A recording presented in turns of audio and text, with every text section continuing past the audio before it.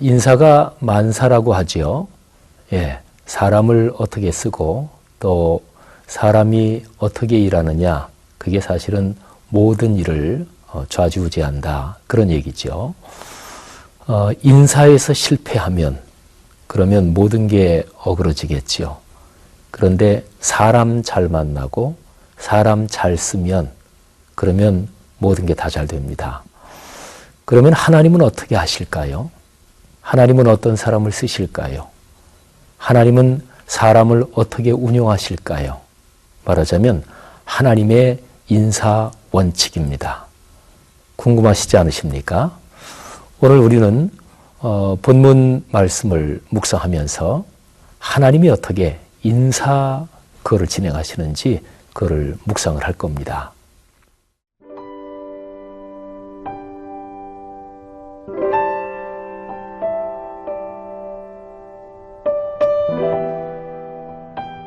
사무엘상 16장 1절에서 13절 말씀입니다.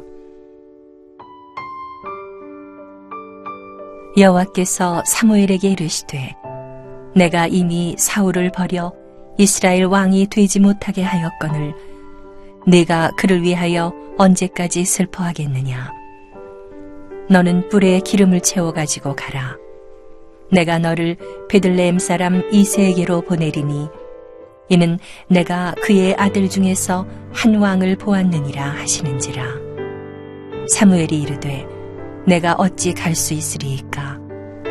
사울이 들으면 나를 죽이리이다 하니 여호와께서 이르시되 너는 암송아지를 끌고 가서 말하기를 내가 여호와께 제사를 드리러 왔다 하고 이새를 제사에 청하라. 내가 네게 행할 일을 가르치리니 내가 네게 알게 하는 자에게 나를 위하여 기름을 부을지니라.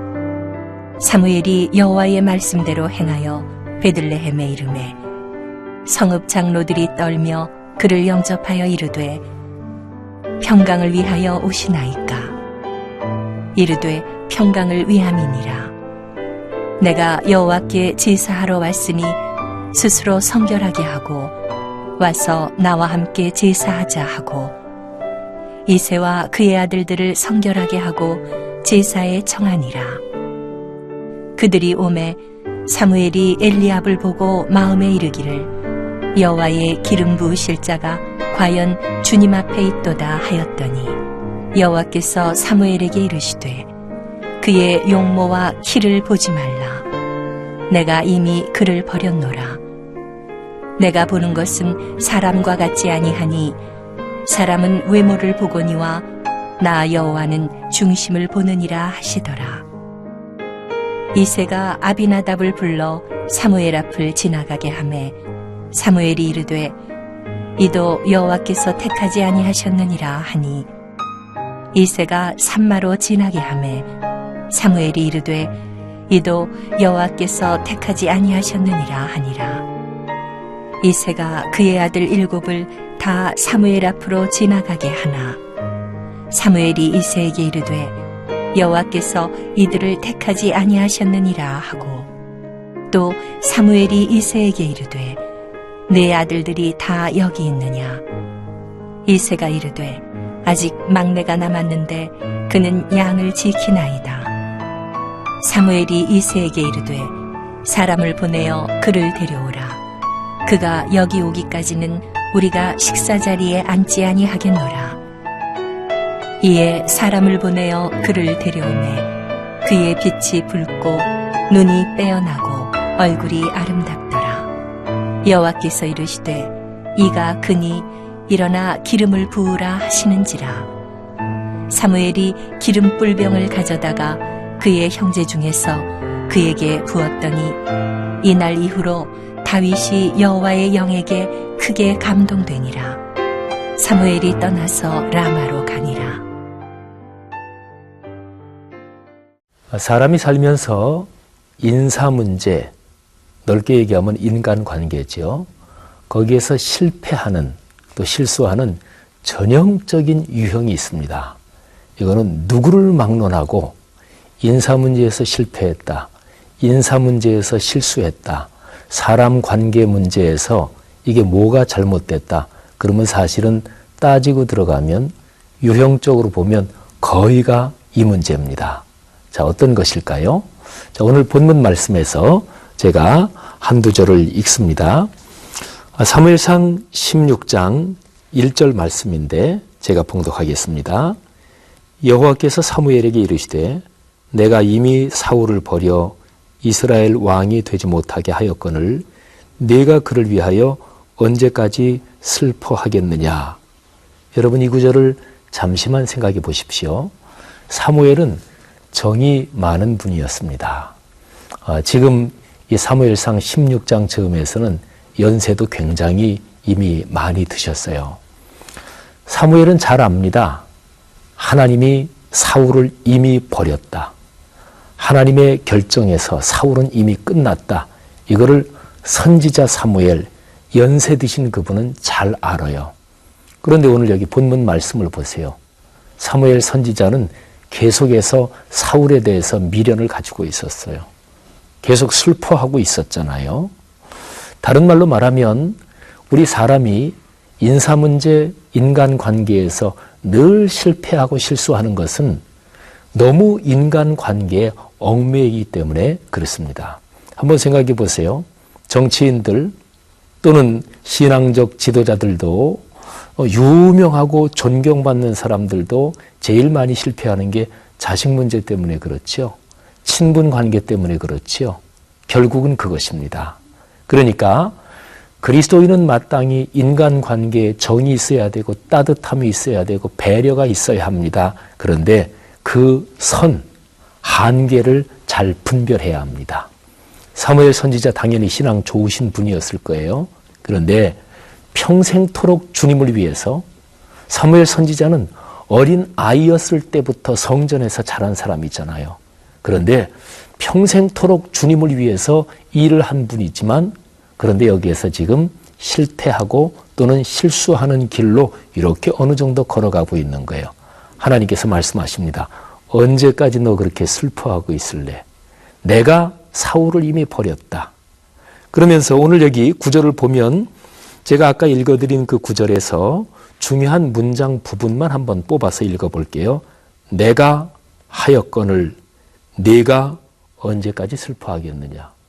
하나님이 하셨다고요. 그러면 결정된 거잖아요. 최종 결제를 누가 하시나요? 신앙인으로서는 그는 하나님이시잖아요. 그러니까 하나님이 하셨단 말이에요. 그러면 우리는 사람이기 때문에 판단력이 부족하기 때문에 연민의 정도 있고 미련도 있고 그 사람과 인척관계도 있고 내가 신세진 것도 있고 그러나 중요한 것은 하나님이 하셨습니다.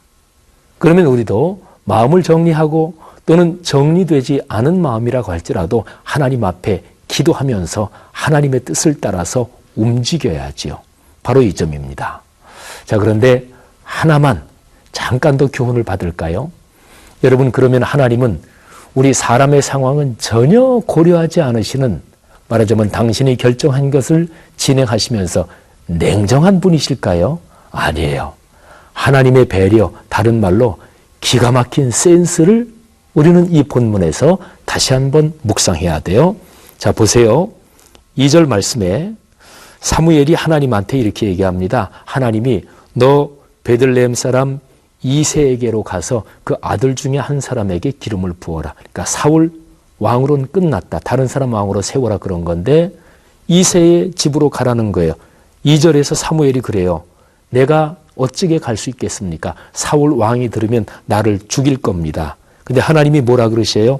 2절 중간에 보면 너는 암송아지를 끌고 가서 말하기를 내가 여호와께 제사를 드리러 왔다 하고, 그러니까 제사 드리러 왔다 그렇게 핑계대면 괜찮을 거다. 여러분 이거 잘 생각해 보세요.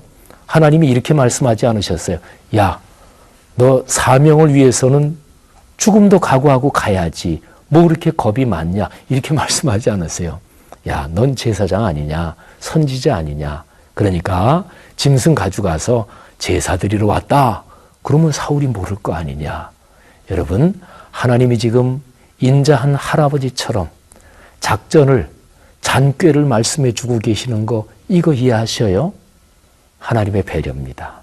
하나님은 우리의 약점, 우리의 상황을 잘 아셔요. 성도 여러분, 하나님의 인사 정책에 순종하십시오. 근데 하나님은 우리의 약점까지도 아시면서 배려하셔요. 참 감사한 일이지요.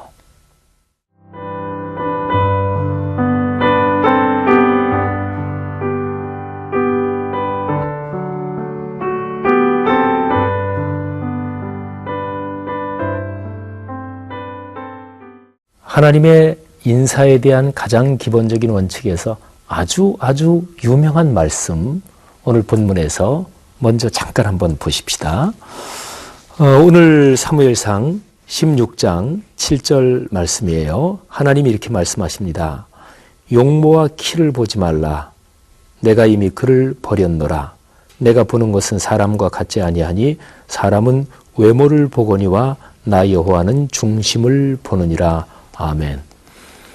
자, 여러분, 한번 하나님이 하신 말씀에서 첫 번째 문장을 잠깐만 마음에 새겨보십시다. 용모와 키를 보지 말라. 다시 한번 말씀드립니다. 용모와 키를 보지 말라. 여러분 잘 생각해 보십시오. 한국 사회처럼 용모와 키를 많이 보는 사회가 어디 있어요? 아니, 한국 사회뿐이겠어요? 오늘날 세상처럼 용모와 키를 많이 보는 세상이 어디 있겠어요? 자, 이 말씀을 개인적으로 어떻게 적용하실 건가는 나름대로 깊이 묵상하시고요. 자, 하나님은 이런 인사 원칙으로 그리고 사무엘 선지자를 베들레헴으로 보내는 거예요. 근데 사무엘 선지자가 베들레헴 성으로 들어가니까 그 성의 장로들이 말하자면 국가의 최고 종교 지도자가 오신 거잖아요. 그러니까 놀라는 거예요. 아마도 전 국민 그리고 적어도 중요 지도자들 사이에는 말이지요. 사무엘 선지자하고 왕 사울하고 불협화음이 있다. 이게 문제가 생겨서 지금 고위층이 상당히 불안하다. 이 정도는 알고 있었을 거예요. 그러니까 성읍에 가니까 성읍 장로들이 뭔가 불길하고도 하니까 어쩐 일로 오셨습니까? 그러니까 염려하지 마라. 좋은 일이다. 평화를 위해서다. 제사 드리러 왔다. 그러면서 사무엘 선지자가 제사 드리는데 이새라는 사람, 그 사람만이 아니라 그 사람 아들들도 제사에 전부 다 청해라. 하나님께서 제사를 다 드리고 나서 이제 하나님의 이끄심을 따라서 사무엘 선지자가 이새의 아들들을 봅니다. 아, 당신 아들들을 좀 한번 소개해 주시오. 그러는 거죠. 그래서 제일 큰 아들 엘리압이 이렇게 오는데 아까 제가 읽어드린 그 말씀이 엘리압을 보고서 사무엘이 마음에 참 준수한 젊은이다. 하나님이 이 젊은이 때문에 나를 여기 보냈구나. 사무엘이 금방 그렇게 생각해요. 오늘 말씀 6절 말씀에 보면 사무엘이 엘리압을 보자마자 마음속에 든 생각이 이런 거였어요. 여호와의 기름 부으실 자가 과연 주님 앞에 있도다. 감탄이지요. 그러자 하나님이 즉각적으로 맞받아치시면서 하신 말씀이 그거예요. 너 용모와 키 보는구나. 나 그거 안 본다. 나는 중심을 본다. 그래서 엘리압, 아비나답, 삼마, 1, 2, 3 다 지나고 그리고 나중에 양떼 치러 간 다윗까지 드디어 부르지요. 그런데 오늘 본문 말씀 밑으로 쭉 내려가 보면 다윗을 데려와요. 그런데 12절 말씀에 다윗에 대해서 이렇게 묘사되어 있습니다. 그의 빛이 붉고 눈이 빼어나고 얼굴이 아름답더라. 여호와께서 이르시되 이가 그니 일어나 기름을 부으라. 근데 여러분 그런 생각 안 드세요? 자, 다윗에 대한 구절이 빛이 붉고 눈이 빼어나고 얼굴이 아름답더라. 이것도 외모잖아요. 이것도 용모잖아요. 근데 문맥상으로는 그런 얘기가 아니고요. 다윗의 내면에서 겉으로 표출되는 내면의 아름다움을 그렇게 표현한 거예요. 자, 결론이 그거지요. 하나님이 어떻게 사람을 고르시나, 어떻게 사람을 보시나, 하나님의 인사 정책은 무엇인가? 그거는 내면의 아름다움, 그리고 하나님을 향한 거룩한 열망. 다윗은 양을 치는 집안의 막내였지만 그게 속에서 밖으로 뿜어져 나오는 사람이었습니다. 부럽지 않아요? 멋지지 않아요? 우리 모두 그런 사람이 됐으면 좋겠습니다. 기도합시다. 하나님, 오늘날 수많은 사람이 사람 관계, 인사 문제에 있어서 욕심, 이해관계, 이런저런 여러 가지 인간의 끈에 얽혀서 어지럽게 그리고 복잡하게 실패들 하고 있습니다. 우리 그리스도인도 많은 경우 그런데 넘어지기도 합니다. 주님 기도합니다. 하나님께서 오늘 사무엘상 16장 다윗을 선택하시면서 주신 하나님의 인사정책 또는 여기에 대한 귀한 가르침 마음에 깊이 새기고 이렇게 살게 하옵소서. 예수님 이름으로 간절히 기도 올립니다. 아멘.